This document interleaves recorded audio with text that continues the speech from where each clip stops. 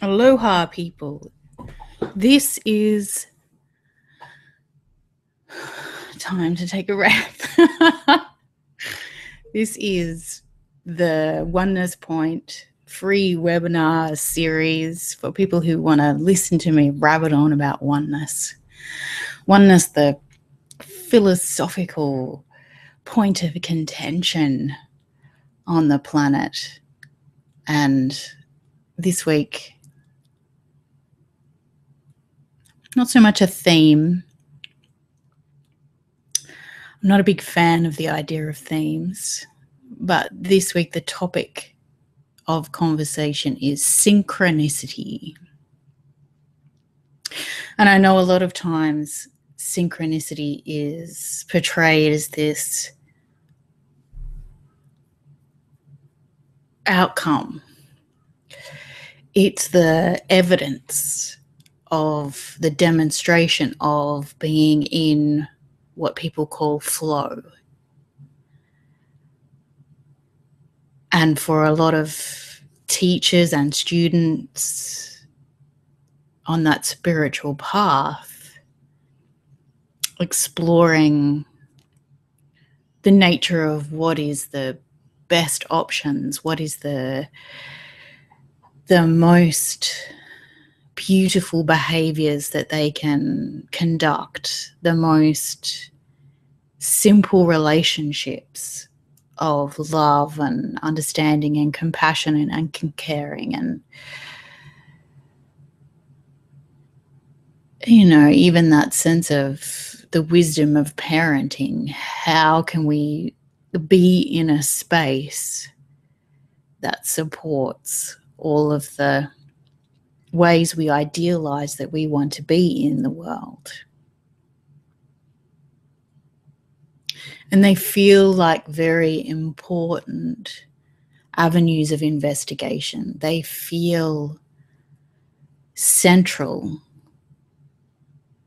to creating a foundation from which we can experience an entire lifetime of quality, of not being ashamed of who we are and how we show up, of getting it right, of being aligned, of tuning to the highest wisdom,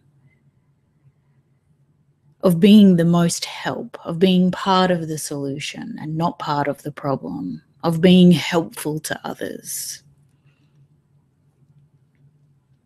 And all of those things feel very important. They feel very noble and humbling, because the stories about how that's possible involve humility, a humility in balance with an acceptance of our divinity, a humility in balance with the acceptance of the power to create what's occurring, to attract situations, to be the reflection of the reality that we desire through the frequency that we emanate as living spiritual beings.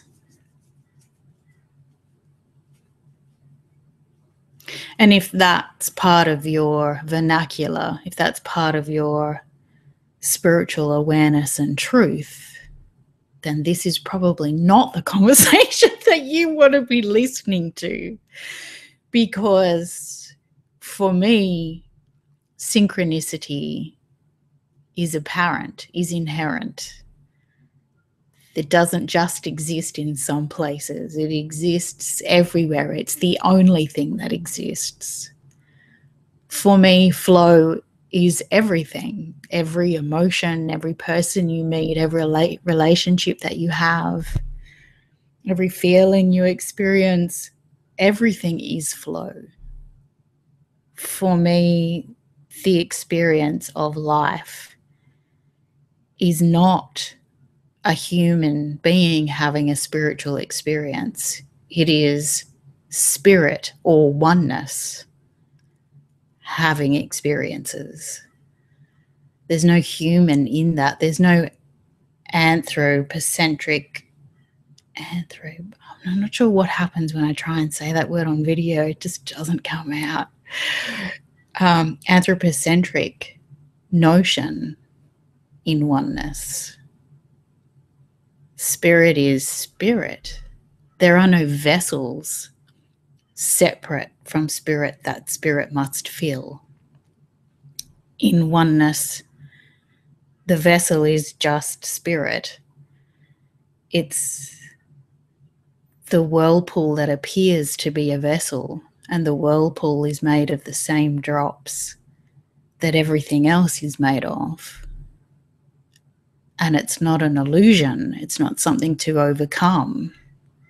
It's the nature of spirit's experience. So rather than feeling that there's some journey of enlightenment which begins in a place of not knowing and passes through, a student teaching, a student being taught from a teacher towards a point of knowing. In oneness, there's no enlightenment. All of the experiences that are being had are equally valuable. They are all experiences of spirit. So that notion of synchronicity in everything and everyone allows spirit to have all of its experiences on purpose, allows there to be no accidents. And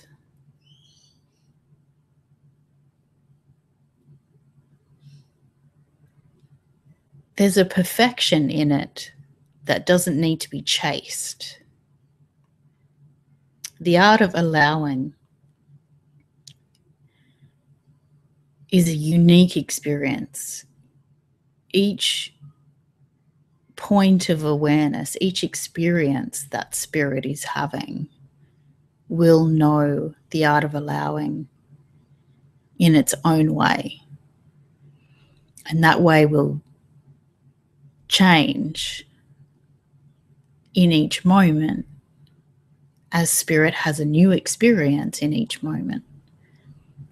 So rather than thinking of yourself as this separate vessel that can get it wrong, that's on a journey and spirit is watching from above and helping and poking and probing and tricking and guiding and healing or testing.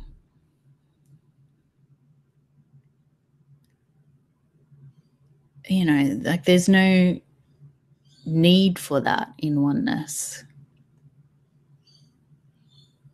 You don't exist separate from the experience that spirit is having, because you are the experience that spirit is having.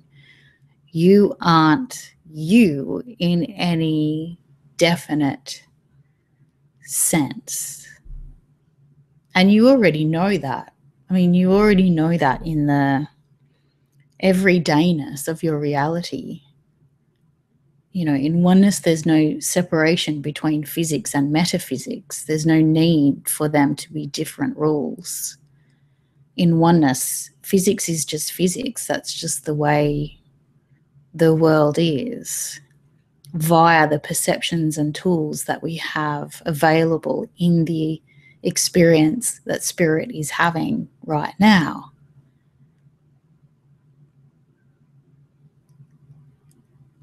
And you can see, you can see evidence of that if it's true for you already. I'm not sure how it works for people who want it to be true and it's not true yet, because it's not my job to convince you or teach you to take you to another place. I don't I understand oneness as a goal, as something that you're heading towards. I understand it as the cosmology of angels, of a particular type of angel who sees everyone and everything as already on purpose, as synchronicity.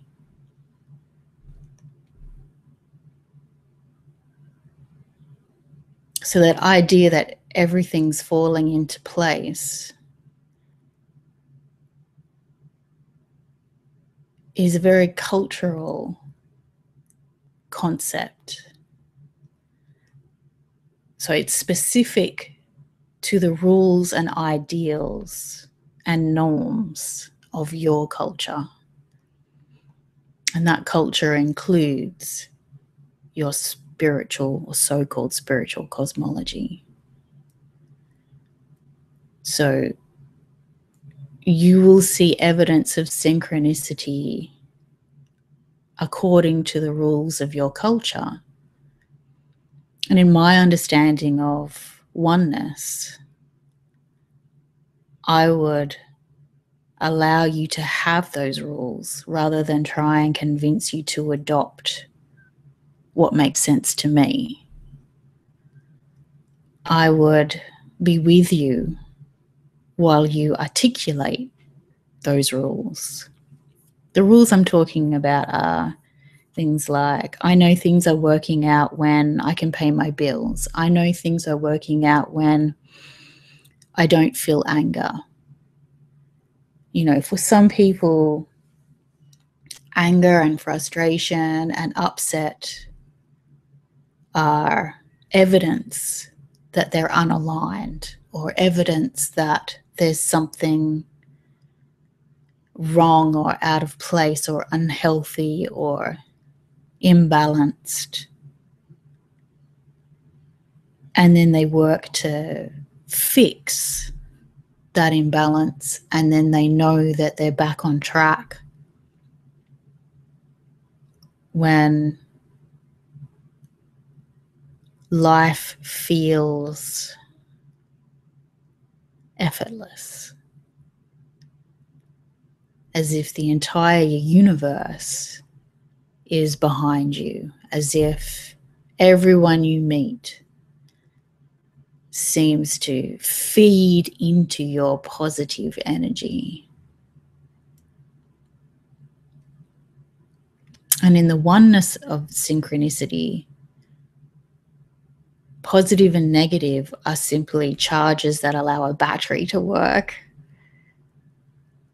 There's no judgment or assessment of something being positive or negative. So there are no encounters that are positive and helpful, and no encounters with, you know, people or situations that are negative and unhelpful. In the oneness of synchronicity, it's all sacred, it's all meaningful, it's all on purpose. All of the feelings, the whole rainbow, the whole spectrum of relationships, all of the experiences and the places that you have been, they're all spirit manifest. They're all spirit having an experience.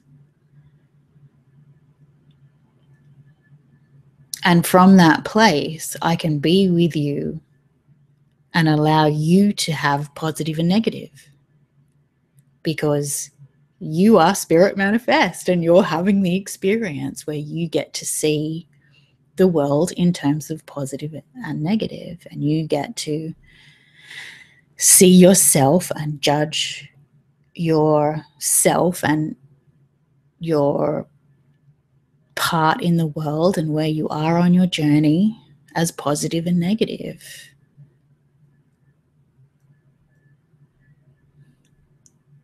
As yet to be completed, as yet to be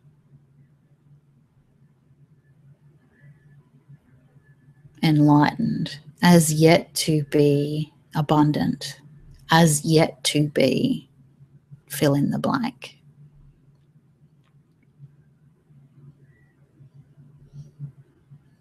And then as I sit with you and you articulate the way the world makes sense to you,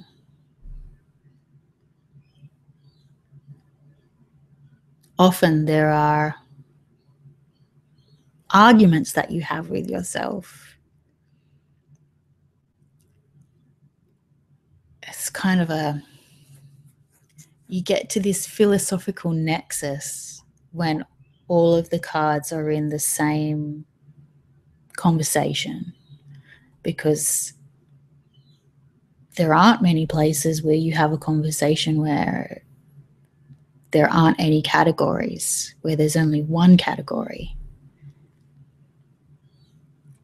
And so normally the conversations that we have are with a counselor, and a counselor will have the categories of things that make sense to that conversation.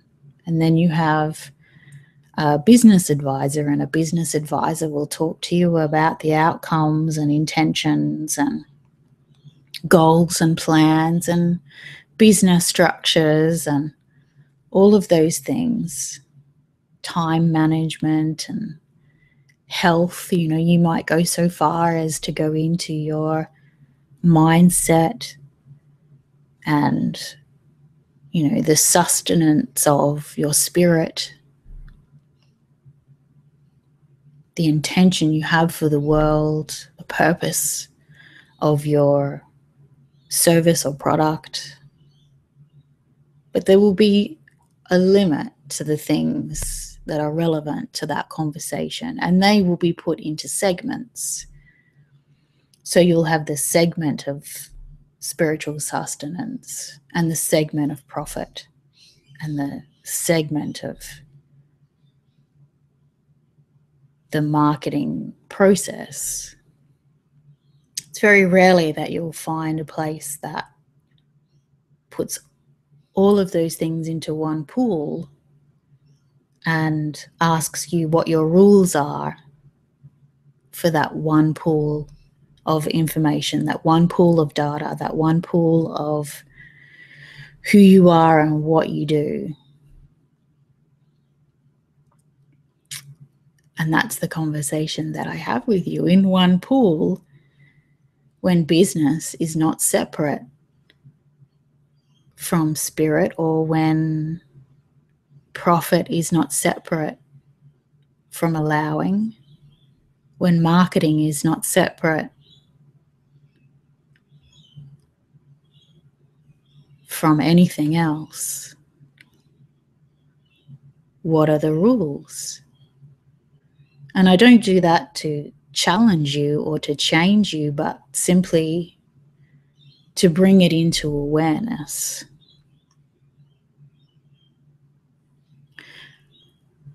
And once it's in awareness, you get to make decisions. You get to see how it's functioning. You get to understand the conversations that you're having, because you've created all these levels, because of the segmentation of your reality. And it's not to judge them. You know, you get to make a decision about whether this is the point that you take responsibility and accept them as part of your purpose, as part of the sacredness of all that is. You know, so you would take responsibility for having contradictions. You would take responsibility and see as sacred all of the ways that you are. see the purpose of, rather than dividing yourself up and dividing your life up into that which is helpful and that which is not helpful. And you wouldn't necessarily change anything. It's not about redesigning who you are.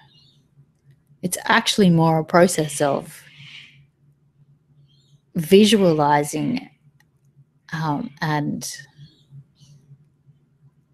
speaking of your wholeness.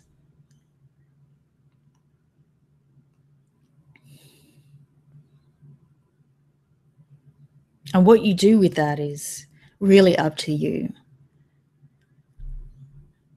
I'm not sure what this has to do with synchronicity, but obviously it needs to be part of this conversation.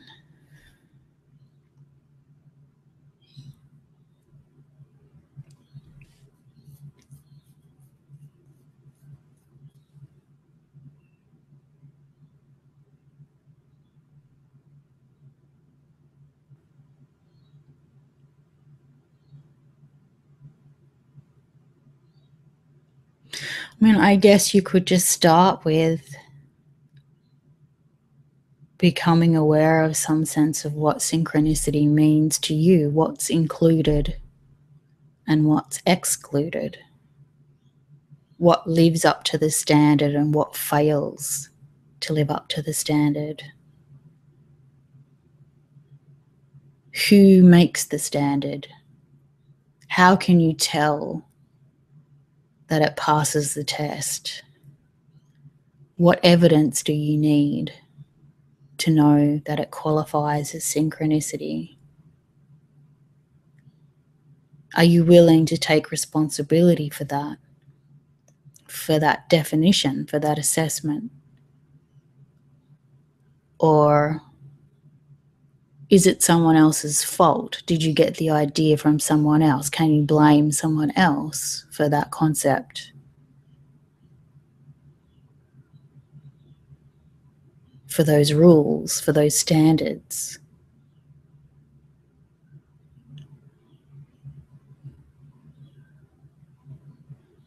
And what do you want to do with that either way? What do you want to do with the fact that you can take responsibility for it? What do you want to do with the fact if you can blame someone else for it? Do you want to make that a problem? You can go and process it and spend some time on yourself. Do you want to make it part of the story about how you don't have any control and these are the ways that life has been imposed upon you?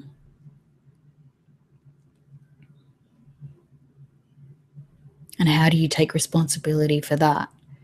If you go down that path of awareness and processing, of being the victim of life imposed, how would you like to take responsibility for that? Do you need to go back to your story about the choices you made before you came in? If you believe in birth and death and individuated soul, then does the responsibility for that imposed life get traced back to the level of soul awareness? Where can you take responsibility for it? Where can it be part of your sacredness, what makes you whole, without dividing into the goodness and badness of being you?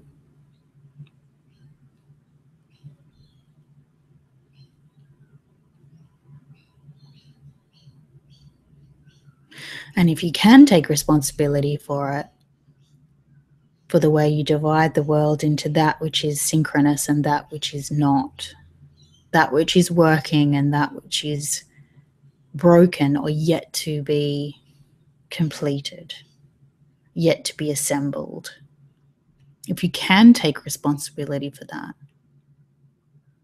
can you also accept it as part of what's sacred, not just about you, but about all that is, about the way the world works, about spirit itself, herself, himself, whatever language you're more familiar with, whatever your truth speaks.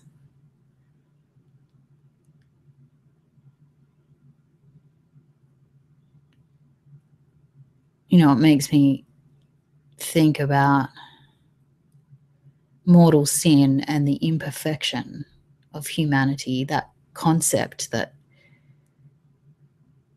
being here necessitates your imperfection, your separation, your suffering, the samsara.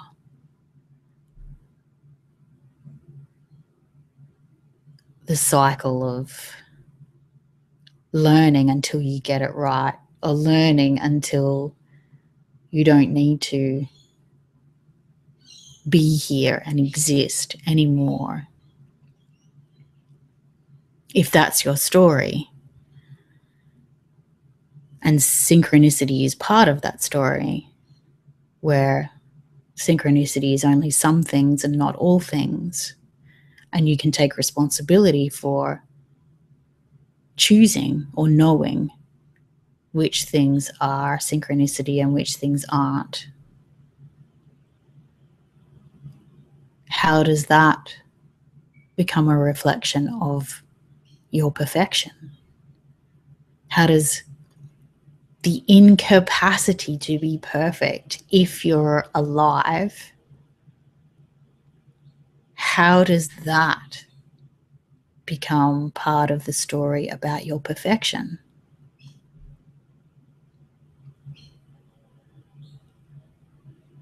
So, say you're meant to be here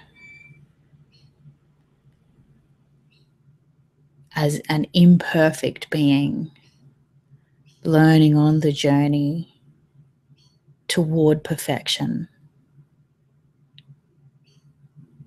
as per your instructions. So perhaps there's a packet of knowledge with instructions that you were given at some point, or that you are continually given, however that translates into your language.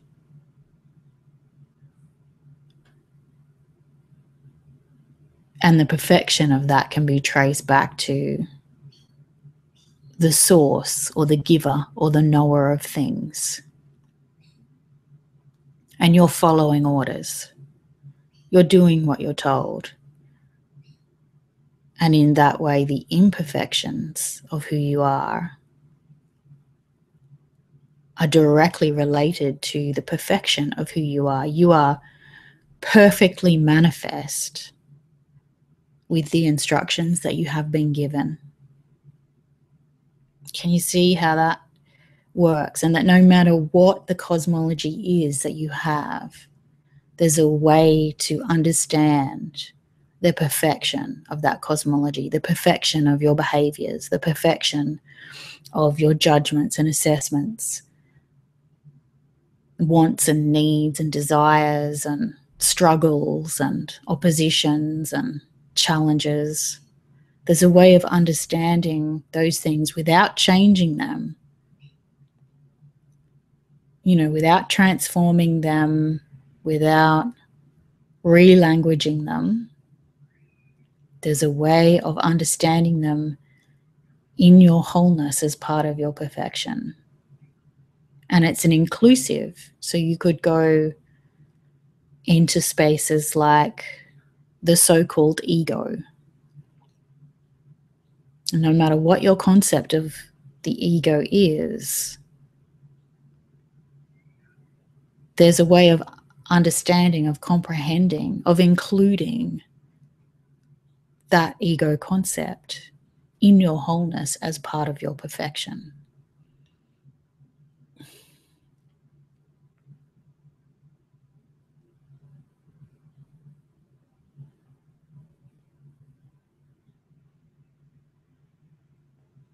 I just think that's what I see when I have conversations with people is I see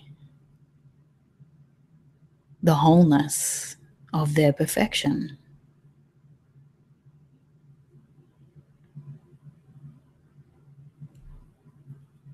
Even in the allowing of the rejection of that, because there will be those that,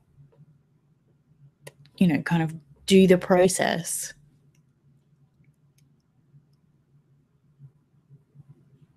and then realize it's not true. The concept of wholeness and perfection is not true for them. And by going through the process with me, someone who's not trying to take them anywhere in particular and asking questions rather than telling them how it works or what they need to do next or how to heal it or change it or fix it or transform it or upgrade it or attract it, protect it, download it. In that process of questions and handing back the answer, because I don't know and I'm happy not to know, we can get to the point in that process and the person says, actually, it's not. I know what it is. I'm not whole. And there's no perfection in that. And I know what my journey, my path, my purpose, my role, my job is. I know what to do next. And I said, great, that's perfect. That's exactly what we wanted. We wanted you to have an experience of knowing thyself. And if it comes to the question of loving thyself, people can say yes or no. They might need to do a few things before they're willing to love thyself. And that's all on you. There's no pressure. There's no need for you to go into that space. It's the knowing thyself process, which is more just a seeking, which is more just an asking of a, bringing into the light, bringing into awareness, articulating all in one conversation, all in one long sentence or phrase about who you are and why you're here and why the world is the way that it is. That awareness is enough. Often that's the end of the conversation that we end up having. Love thyself. There are some people that want to go into that part of the conversation, and that's only if spirit wants to have that experience, because in my understanding of oneness, you are spirit manifest, you are spirit having an experience. So we will go into the love thyself part of the conversation if that's necessary, meaningful, purposeful, invited. And then the be thyself part of the conversation, you can skip the know thyself and go straight to the be thyself. You can have know thyself and be thyself. You can have know thyself, love thyself, and be thyself. There's no rules. There's no separation between those things. They're not separate stories. They're just topics of conversation that we can cover. And in the synchronicity of all that is, I don't need to take you anywhere. I just need to follow my instructions.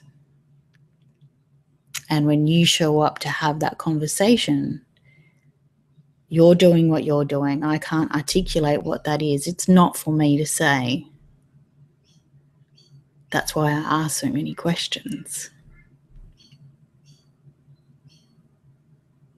And I can only honor the experience that I'm having. I can't promise you anything.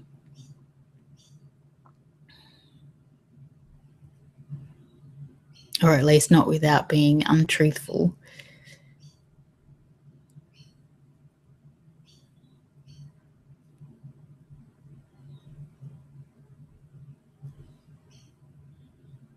And that be thyself conversation is different for everyone.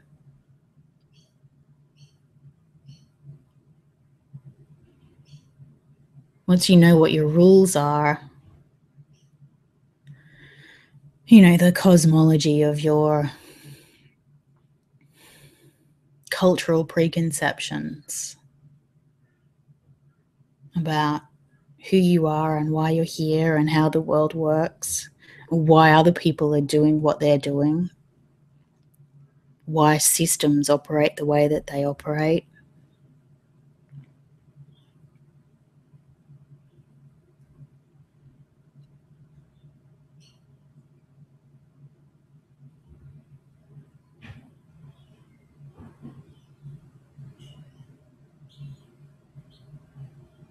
You know, for me, it is a matter of simply being. I just follow my instructions, have the emotions that I'm having, and be in the situations I'm in. Pay attention and honor whatever's going on as sacred. And I know for other points of awareness in spirit's experience, be thyself means something completely different. And I think rather than try and convince you that you can simply be like me, I don't want you to be like me. I want you to be whatever makes sense to you. I want you to be the victim if that's what you need to be, and to have the story that allows you to honor that experience, even if that includes self-loathing. I don't want to fix you and come in and change what's occurring. I want your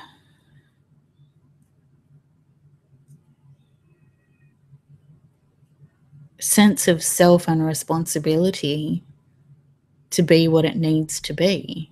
And if you decide at the end of that conversation, you know, if we end up having the be thyself conversation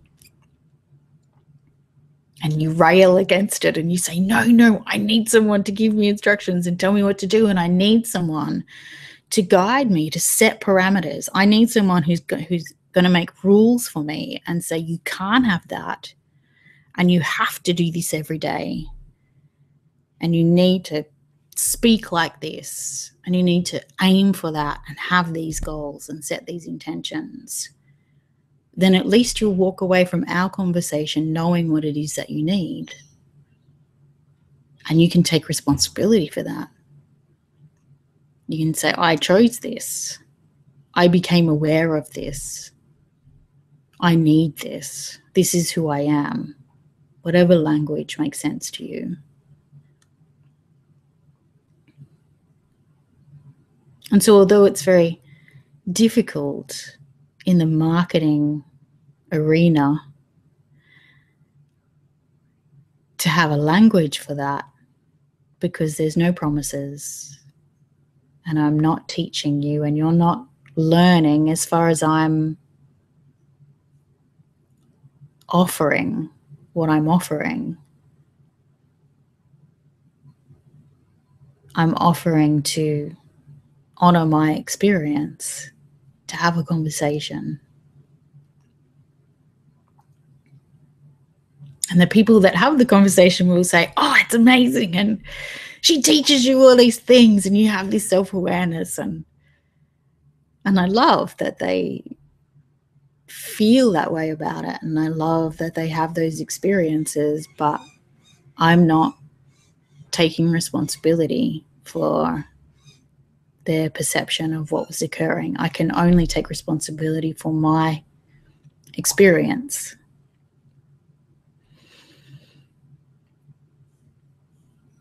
And I equally value the people that come to have the conversation and say, it was crap and I don't believe anything that she says, and they want to argue about the truth of it, even though I've claimed no truth. And I equally value those conversations because it's all synchronicity. And the same goes for my own experience. If I listen to something or feel something that other people would label aggression or opposition, I understand the value of that experience. I accept the sacredness.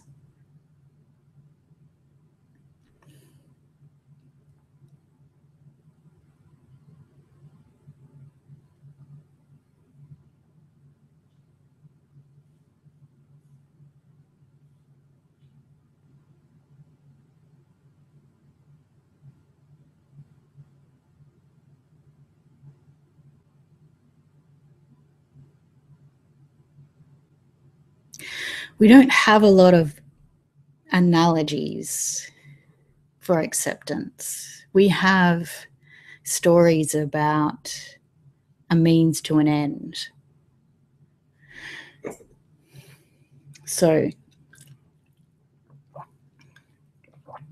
we have stories about going through hell,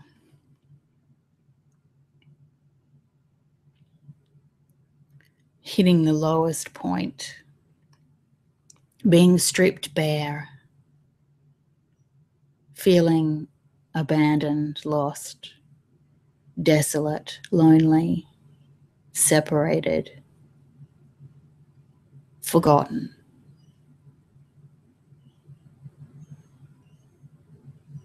And then having a moment of epiphany,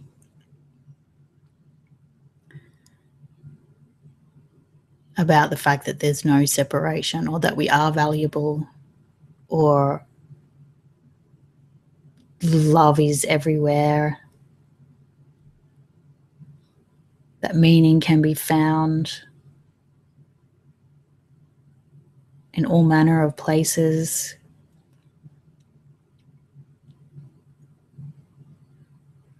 There are a lot of those light at the end of the tunnel stories. We don't have a lot of acceptance stories. We don't have a lot of everything is synchronicity stories.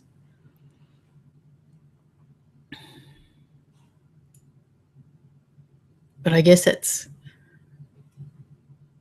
part of the writing that I'll be doing,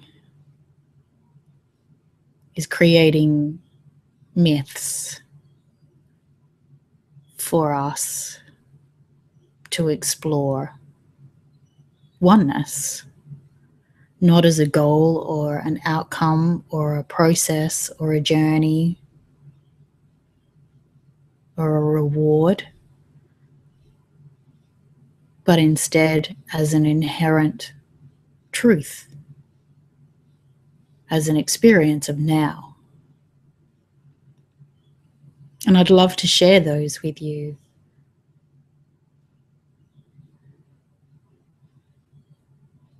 So there are a couple of ways to regularly become part of this conversation. There is a free library resource thing that you can sign up for, that will have all the replays. And if I talk about a PDF or something, it will be there, and you'll have access to other things that are not included here in the Oneness Point webinar series. And I'll include that link under the YouTube video and on the Google Hangout event if you decide you want to sign in. I was going to say, and say yet another membership, because we have so many things that we sign in for.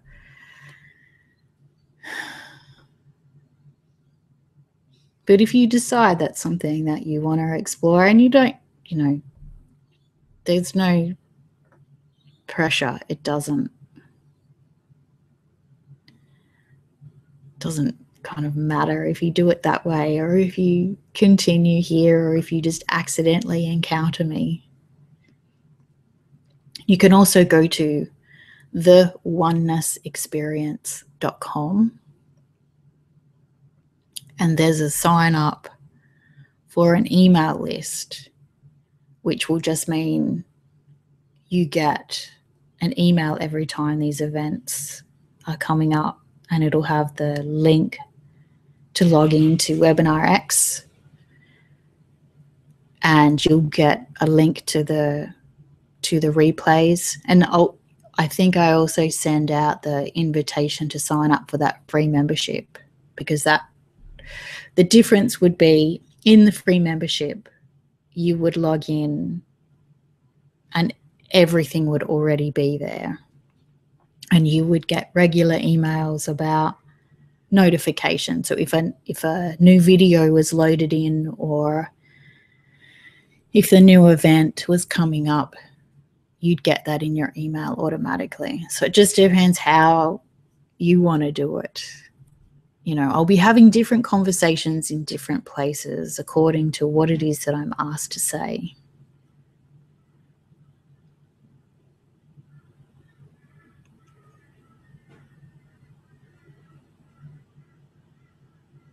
So just have a think about what synchronicity means for you, because your truth is the only thing that really matters.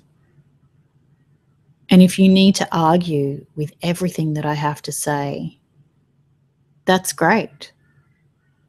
Write down exactly what it is that's true for you. Never mind my version of the story. If you need to tune in and watch the videos in order to argue and really articulate what it is that's true for you, then use it like that. Use it as a resource of opposition. I find that equally valuable. And I'll love you either way, whether you agree with me or think I'm nuts or have no idea. As far as I'm concerned, in that it's all synchronicity story. You are spirit manifest. Your version of events are just as sacred as everyone else's. So have a fantabulous day. I'll talk next week.